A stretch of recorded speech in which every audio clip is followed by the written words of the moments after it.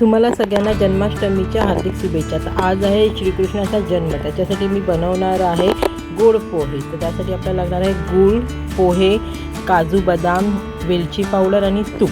तर आपण ते पटकन होण्यासारखे आहेत आणि कृष्णाच्या आवडीचे आहेत। तर ह्याच्यासाठी तुम्हाला पोहे लागणार आहेत। तर मी इथे घेतले आहेत एक वाटीभर पोहे। ते चांगले असे धुवून वगैरे घ्यायचे आहेत। 2-3 वेळा चांगले धुवा पाण्याखाली। त्याच्यामध्ये जी काही सफेद वगैरे पावडर असते असे स्वच्छ झाल्यानंतरच ते वापरायला घ्यायचे आहेत। आपण जे कांदा पोह्यासाठी वगैरे बनवतो तेच पोहे वापरले तरी पण इथे चालतं। तर इथे मी 2-3 वेळा धुवून घेतलेले आहेत। तर हे धुवून झाल्यानंतर आपल्याला ते झाकण ठेवून बंद करून ठेवायचे आहेत। म्हणजे थोडेसे ते फुगतात चांगले आणि मऊसर होतात। तर ह्याची गोष्ट तर तुम्हाला माहितीच असेल की कृष्णाने सुदामासाठी गोड पोहे आणलेले होते, म्हणून ह्याला सुदामा पोहे पण म्हणतात, गोड पोहे पण म्हणतात। तर जन्माष्टमीच्या दिवशी हे नक्कीच कृष्णाचा प्रसाद म्हणून हे गोड पोहे केले जातात। कोणी हे साखरेमध्ये पण बनवतात, तर मी इथे हे गुळामध्ये बनवत आहे। इथे स्वच्छ असे धुवून घेतलेले आहेत। अशा प्रकारे ते होतात। त्याचं पाणी सगळं काढून घ्यायचं आहे, सुके ठेवायचे आहेत। मग त्याच्यावर झाकण ठेवून बंद करून 5 मिनिटासाठी ठेवायचं आहे। तिथपर्यंत आपण गूळ वगैरे सगळं तयार करून घेऊया।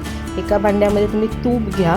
तुपामध्ये बदाम, बेदाणे, काजू वगैरे जे काही तुमच्याकडे ड्रायफ्रूट टाकायचे असतील तर ते तुम्ही ॲड करू शकता। तर इथे मी बदाम आणि काजू घेतलेले आहेत। ते असे चांगले परतवून घ्यायचे आहेत आणि मग त्याच्यामध्ये आपल्याला थोडं पाणी टाकून गूळ ॲड करायचं आहे। तर स्टेप बाय स्टेप मी तुम्हाला इथे दाखवते त्याप्रमाणे करायचं आहे। तिथे मी पाणी घेतलेलं आहे। मग ते उकळी येताच आपल्याला त्याच्यामध्ये गूळ ॲड करायचं आहे। तर गूळ मी अर्धी वाटी नाही घेतलं, त्याच्यापेक्षा थोडं कमी घेतलेलं आहे। आणि ह्याच्यामध्ये गुळाचे खडे राहतात, तर चांगलं असं मिक्स करून घ्या। खडे नाही राहिले पाहिजे। गूळ पाण्यामध्ये असं चांगला वितळला पाहिजे, मेल्ट झाला पाहिजे। आणि त्याच्यानंतर त्याचं थोडं मिक्स केलं आहे। अशा प्रकारे आपले हे गूळ पोहे तयार झालेले आहेत। असं नीट मिक्स करून घ्या। त्याच्यामध्ये तुम्ही खोबरं पण ॲड करायचं आहे किंवा नंतर ॲड केला तरी चालेल। आता ह्याच्यामध्ये जरी परतवताना ॲड केला तरी चालेल। मग त्याच्यानंतर वेलची पावडर घेतलेली आहे, जायफळ पावडर असेल तर ती पण ॲड करा। मग आपण जे पोहे घेतलेले आहेत ते त्याच्यामध्ये घ्यायचे आहे। चांगलं असं गुळाचं कोटिंग तयार होतं त्याच्यावर आणि ते चांगलं असं मिक्स करून घ्यायचं। कोणीही श्रीकृष्ण जन्माष्टमीच्या दिवशी म्हणजे सुंठाराचा पण प्रसाद दिला जातो। बटाट्याची भाजी आणि पुरी तेही नैवेद्याला दाखवतात। तर इथे मी तुम्हाला आता सध्या गूळ पोहे दाखवत आहे। असे चांगले परतवून घ्यायचे। त्याच्यावरती असं चांगलं गुळाचं कोटिंग घेतं। चवीप्रमाणे जरासं मीठ घालायचं आहे, अगदी किंचित, जास्ती पण असं नाही आहे। आणि नंतर ते मिक्स करायचं आणि नंतर झाकण ठेवून रेस्ट करायला ठेवायचं। तिथपर्यंत आपलं हे झालेलं असतं। एक वाफ आली की होऊन जातं ते। हे जे आता आपण बनवलेले आहेत गोड पोहे, गूळ पोहे, सुदामाचे पोहे अशा वेगवेगळ्या प्रकारे ह्याला म्हटलं जातं। तर हे आपण लहान मुलांच्या डब्यालाही देऊ शकतो किंवा संध्याकाळचं जेव्हा आपल्याला भूक लागते, नाश्ता काहीतरी खायचा असतो, तेव्हा पण हे चांगल्या प्रकारचं पौष्टिक असं खाणं आहे।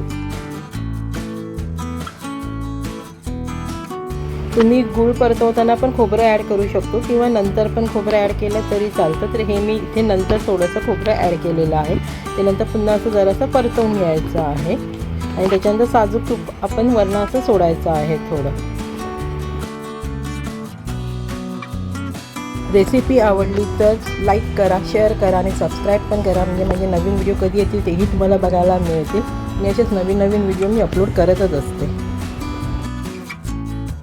तुम्ही जन्माष्टमीसाठी काय नैवेद्य बनवता ते मला कमेंटमध्ये सांगा आणि व्हिडिओ आवडला तर लाईक करा, कमेंट करा।